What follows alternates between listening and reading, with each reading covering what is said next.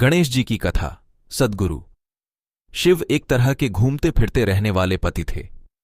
वह लगातार कई कई सालों तक घूमते रहते थे। वे कहीं भी चले जाते थे। उन दिनों कोई सेल फोन और ईमेल नहीं हुआ करते थे, इसीलिए जब वह जाते थे तो पार्वती का उनके कोई संपर्क नहीं रहता था और वह काफी अकेलापन महसूस करती थीं।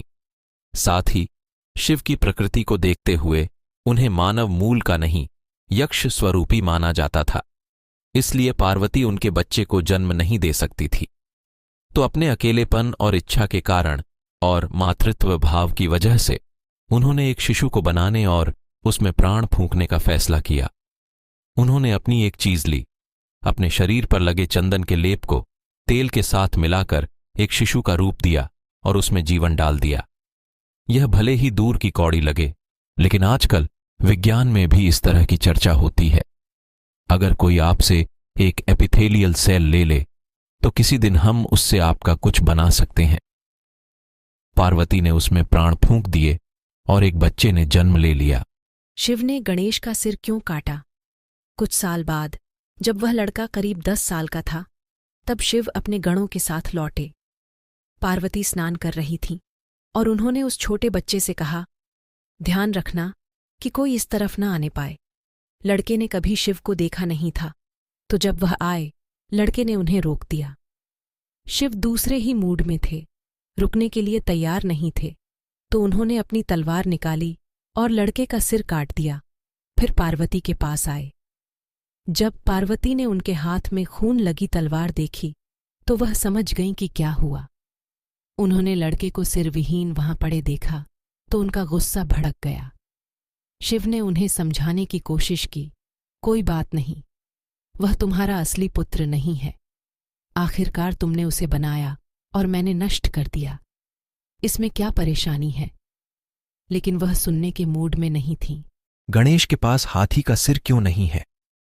बात को सुलझाने के लिए शिव ने अपने एक गण का सिर लिया और लड़के की धड़ पर लगा दिया। गणेश चतुर्थी वह दिन होता है जब उनके सिर को दोबारा लगाया गया था।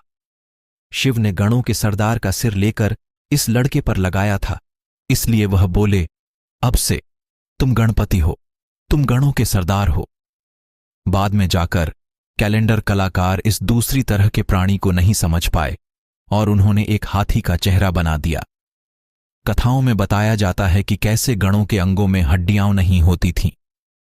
इस संस्कृति में हड्डियों के बिना किसी अंग का अर्थ हाथी की सूंड से लगाया जाता है, इसलिए कलाकारों ने हाथी का सिर बना दिया।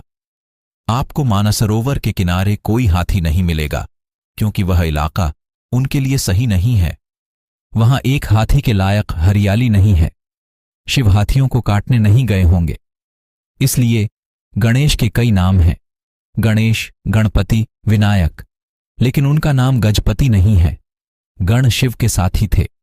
हम नहीं जानते कि वे कहां से आए थे, लेकिन आमतौर पर कहानियों में उन्हें ऐसे प्राणियों के रूप में दिखाया जाता है जो इस लोक के नहीं थे। उस जीवन की बनावट इस जीवन से बहुत अलग है जिसे हम जानते हैं।